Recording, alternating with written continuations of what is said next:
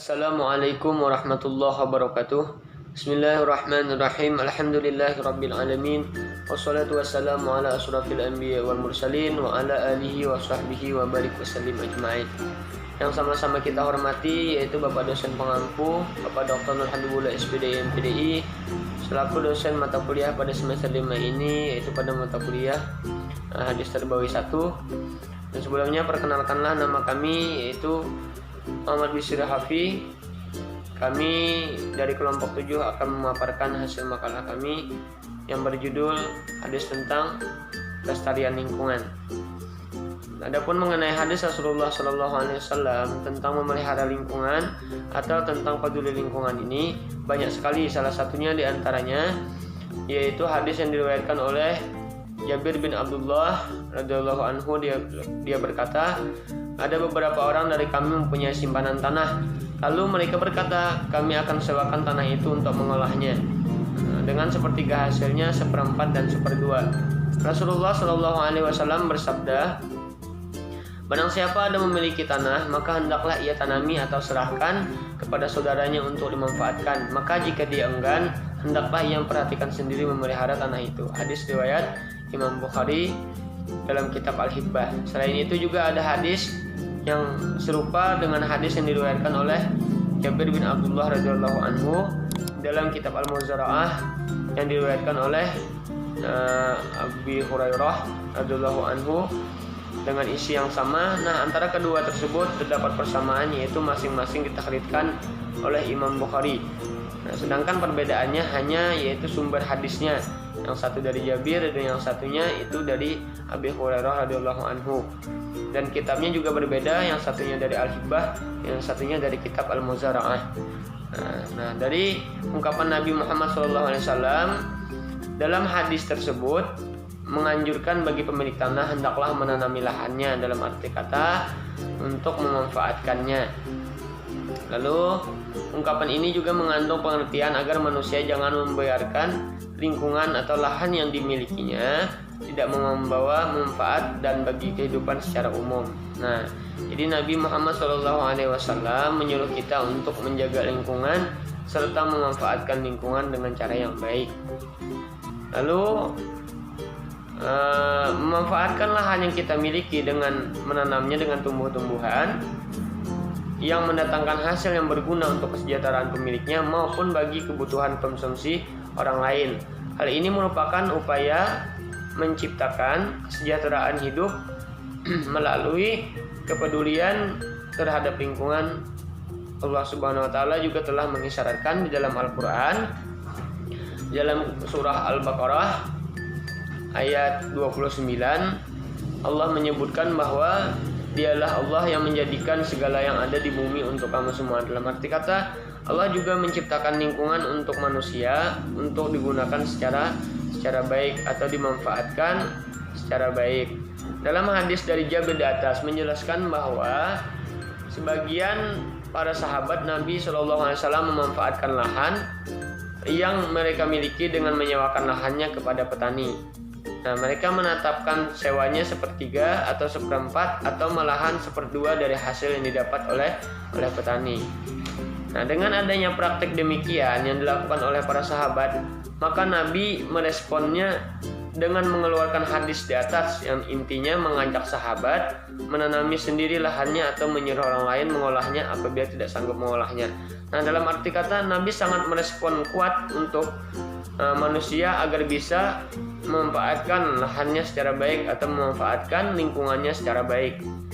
Nah, Ibnu Rashid dalam kitab Bidayatul Mujtahid menjelaskan bahwa segolongan fuqaha tidak membolehkan menyewakan tanah. Mereka beralasan dengan hadis Rafi' bin Qudai yang diriwayatkan oleh Imam Bukhari dalam kitab Al-Muzara'ah. Nah, di situ disebutkan bahwasanya Nabi SAW melarang menyewakan lahan. Hadis ini diriwayat oleh Bukhari. Nah, sedangkan jumhur ulama membolehkan. Kenapa? Karena tetapi imbalan sewanya haruslah dengan uang dirham atau dinar. Selain itu tidak boleh, kata para jumhur ulama.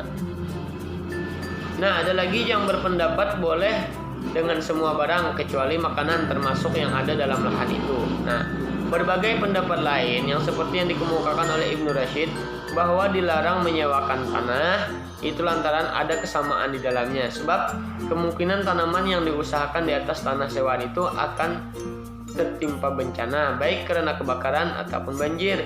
Dan akibatnya si penyewa harus membayar sewa tanpa memperoleh manfaat apapun daripadanya. Nah, inilah maka disebutkan dilarang, Nabi itu melarang kita untuk saling menyewakan lahan. Tapi jumhur ulama berpendapat tidak seperti itu. Banyak pendapat yang jumhur ulama yang membolehkan, tetapi harus imbalan sewanya haruslah dengan uang dirham atau dinar. Selain itu tidak boleh. Nah, Nabi beralasan dahulu karena lahan tersebut bisa tertimpa musibah seperti banjir ataupun yang lainnya. Nah, sehingga yang mengambil sewa tersebut tidak dapat manfaat, malahan hanya mengganti rugi lahan tersebut. Nah, terkait dengan hadis di atas juga, di sini Rasulullah juga bersabda dalam kitab Al-Lu'lu' wal Marzan tentang menyerahkan tanah kepada orang untuk dikerjakan. Nah, lalu Nabi juga ada di dalam hadisnya menyuruh untuk memperkerjakan tanah supaya manfaat bagi diri sendiri ataupun orang lain. Lalu selanjutnya dalam ayat di atas tadi Allah juga menjelaskan bahwa segala yang diciptakan oleh Allah di muka bumi haruslah bisa digunakan atau dimanfaatkan dengan baik. Salah satunya yaitu lingkungan yang diciptakan oleh Allah Subhanahu wa taala agar manusia bisa menjadikan lingkungan tersebut menjadi lebih baik. Nah, pada ayat itu juga Allah menjelaskan, di samping ayat itu juga Allah memperingatkan tentang kerusakan yang terjadi di alam dunia ini, baik di darat, laut maupun udara. Baik, kita lanjutkan pembahasan kita, yaitu pada sisi kedua ini, yaitu tanya jawab daripada audien. Di sini ada kawan-kawan yang bertanya tentang masalah bagaimana pandangan Islam terhadap pencemaran lingkungan. Baik, sini saya akan menjawab. Yang pertama yaitu apabila ada kerusakan maka wajib diganti oleh pencemar. Kedua, memberikan hukuman yang menjerakan terhadap pencemar yang pelaksanaannya dengan amar ma'ruf nahi munkar sesuai dengan tingkatannya. Nah, jadi ajaran Islam menurut para ulama NU melarang umatnya membuat kerusakan di muka bumi. Salah satunya yaitu membuat lingkungan tercemar akibat ulah tangan manusia. Itu pasti tidak dibolehkan dalam ajaran Islam. Nah, hal itu sesuai dengan firman Allah Subhanahu wa taala dalam surah Al-A'raf ayat 56. Janganlah kamu berbuat kerusakan, kata Allah, di muka bumi setelah aku ciptakan dengan baik. Nah, Rasulullah SAW juga mengingatkan umatnya agar tak melakukan pencemaran dan kerusakan di muka bumi. Nabi SAW bersabda, terlaknat orang yang melakukan kerusakan terhadap sesama muslim ataupun lainnya. Nah, sikap Rasulullah yang melaknat pelaku kerusakan lingkungan merupakan bukti bahwa Islam cinta kelestarian alam. Nah, jadi sudah tentu dapat kita jelaskan bahwa pandangan Islam terhadap orang yang mencemari lingkungan itu sangatlah tidak ada di dalam ajaran Islam. Malahan Islam mengajarkan kita untuk saling cinta terhadap kelestarian alam atau memanfaatkan seluruh kebaikan alam yang telah diciptakan oleh Allah Subhanahu wa taala.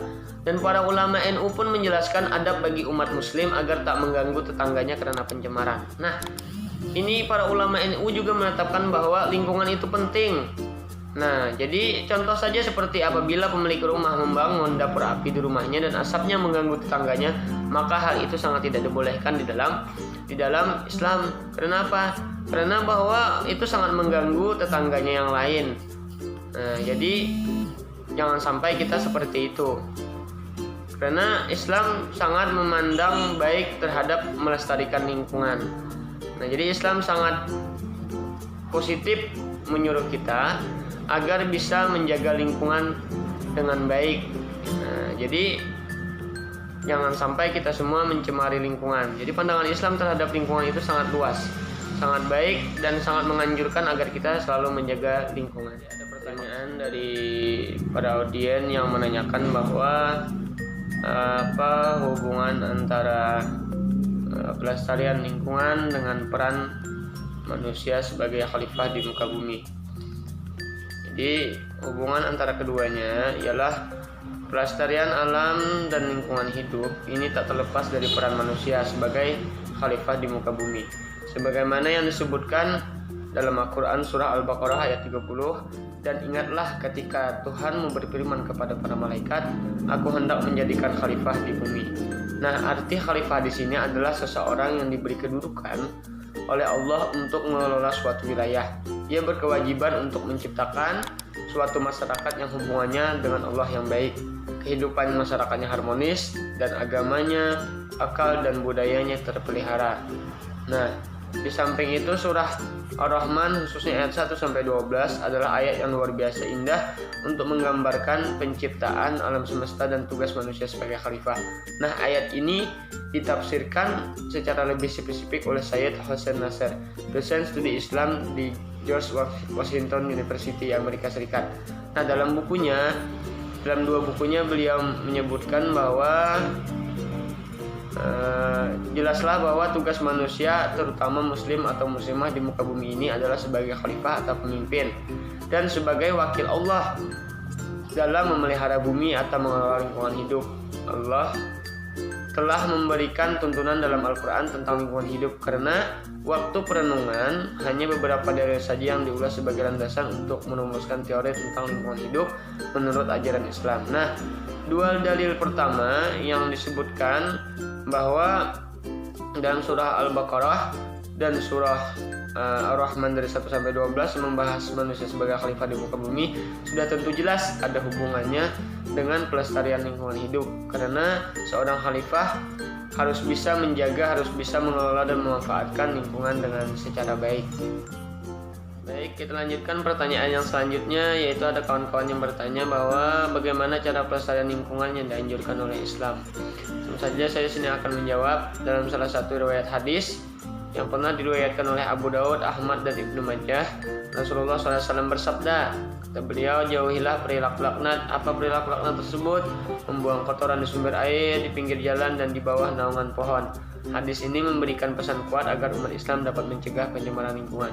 Nah, sudah tentu jelas dapat kita simpulkan bahwa Rasulullah SAW dan Islam juga menganjurkan bahwa kita tidak membuang sampah sembarangan agar kita bisa melestarikan lingkungan dengan cara yang baik, dengan tidak membuang sampah sembarangan, baik itu di sumber air, di pinggir jalan, dan di bawah naungan pohon sekalipun.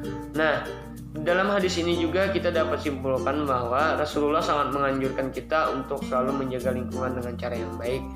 Nah, Islam itu menganjurkan kita dalam hidup kebersihan. Salah satunya kita tidak menebang pohon secara liar dan tidak menyebabkan banjir dari kita membuang sampah sembarangan dan sebagainya. Dan cara menjaga kelestarian lingkungan yang diajarkan Rasulullah adalah menghilangkan segala bahaya di jalan-jalan itu dari hal yang kecil dan menghalangi hak orang lain yang berjalan. Suatu hari Rasulullah bersabda, jangan kalian duduk-duduk di jalan, kata Rasulullah. Para sahabat bertanya kembali, bagaimana jika duduk untuk ngobrol ya Rasulullah? Tunaikanlah hak-hak pada pejalan, jawab Rasulullah SAW. Nah, jadi kalau kita menemukan ada sampah di jalan, kita buang ke tempatnya. Itu salah satu bentuk hal yang kecil kita menjaga atau melestarikan lingkungan tersebut. Nah, kita masuki pertanyaan yang selanjutnya. Ada dari teman-teman yang bertanya, tolong Anda jelaskan hadis dan tafsir kembali tentang masalah pelestarian lingkungan. Nah, di dalam ayat Quran surah Hud ada disebutkan bahwa di dalam ayat tersebut ada kata wasta'amarakum, berarti manusia diperintahkan untuk memakmurkan bumi. Ini Quran surah Hud ayat 61. Ya, di situ ada dikatakan wasta'amarakum, berarti manusia diperintahkan untuk memakmurkan bumi. Nah, dalam arti kata memakmurkan bumi di sini yaitu manusia disuruh oleh Allah Subhanahu wa taala untuk mengelola dan memanfaatkan apa yang ada di muka bumi ini, salah satunya yaitu menjaga lingkungan. Nah, karena manusia mempunyai potensi dan memiliki kesiapan untuk menjadi makhluk yang membangun. Memakmurkan bumi pada hakikatnya adalah pengelolaan lingkungan secara benar dengan cara melaksanakan pembangunan dan mengolah bumi, karena alam harus dijaga dan dilestarikan supaya tidak punah sehingga dapat dimanfaatkan oleh generasi mendatang. Itu yang disebutkan di dalam Al-Quran atau tafsir di dalam Al-Quran. Dan adapun di dalam hadis disebutkan bahwa Rasulullah sangat menganjurkan kita untuk selalu menjaga lingkungan. Salah satunya kemarin kita sebutkan di awal di pembahasan materi kita, ada tentang Jabir bin Abdullah berkata, nah beliau untuk menyewakan lahan supaya lahan tersebut tidak mati atau bisa digunakan kembali dengan cara yang baik dan benar, atau bisa memberikan manfaat yang baik dan benar. Nah, dalam hadis tersebut dapat kita jelaskan bahwa sangat penting kita untuk melestarikan lingkungan atau menjaga lingkungan dengan baik. Jikalau kita tidak mampu untuk menjaganya, maka kita bisa menyewakannya kepada orang lain dan kita bagikan itu sepertiga, seperempat ataupun seperdua dari hasil kebun tersebut atau dari hasil lahan tersebut yang diperbaiki kembali. Nah, itulah tafsir dan hadis yang membahas tentang pelestarian lingkungan. Sudah tentu jelas kita baik di dalam Al-Quran ataupun dalam hadis menyuruh kita untuk menjaga lingkungan dengan cara yang baik. Nah, dan juga kita harus bisa membuat lingkungan kita bersih dan juga dapat memberikan manfaat kepada diri kita sendiri maupun orang lain. Pertanyaan yang selanjutnya dari kawan-kawan, ada yang bertanya bagaimana penerapan di dalam hadis tentang menjaga lingkungan atau melestarikan lingkungan hidup. Nah, sudah tentu jelas bagaimana penerapannya di dalam hadis, yaitu apabila manusia mampu memakmurkan dan memelihara alam dengan baik, maka alam pun akan bersahabat dengan kita. Allah telah membentangkan bumi yang sangat luas beserta tumbuh-tumbuhan, laut dan seluruh ekosistem yang ada di dalamnya, baik gunung-gunung, batu, air dan udara. Semua itu merupakan sumber daya alam. Bumi dan semua yang ada di dalamnya diciptakan Allah untuk manusia, baik yang di langit dan bumi, daratan dan lautan serta sungai-sungai. Nah, matahari dan bulan, malam dan siang itu sama-sama saling berpasangan. Nah, di dalam hadis penerapannya yaitu dengan cara Nabi sangat menganjurkan bahwa masalah persoalan lingkungan hidup ini pada umumnya ada disebabkan oleh dua hal. Yang pertama yaitu karena kejadian alam sebagai peristiwa yang harus terjadi sebagai proses dinamika alam itu sendiri. Dan yang kedua karena ulah dan perbuatan tangan manusia sendiri sehingga menimbulkan bencana dan sekian banyak persoalan tentang kerusakan lingkungan hidup. Ternyata peran manusia sangat besar dalam membuat kerusakan, akibatnya manusia yang menanggung akibatnya. Nah, sudah tentu jelas penerapan dalam hadis tentang membahas menjaga lingkungan dan melestarikan lingkungan sudah tentu jelas, yaitu anjuran dari Nabi Muhammad SAW dalam hadisnya yaitu untuk bisa menjaga dan tidak membuat kerusakan di muka bumi. Nah, karena kalau kita membuat kerusakan di muka bumi, akibatnya akan kita tanggung sendiri, akan berbalik kepada manusia sendiri. Nah, maka dari itu penerapan dalam hadis untuk menjaga lingkungan sangat kuat atau sangat direspon oleh Nabi Muhammad SAW dengan cara bisa menjaga lingkungan dengan baik dan benar sehingga lingkungan tersebut dapat kita rasakan manfaatnya baik diri kita sendiri maupun orang lain. Sekian, terima kasih.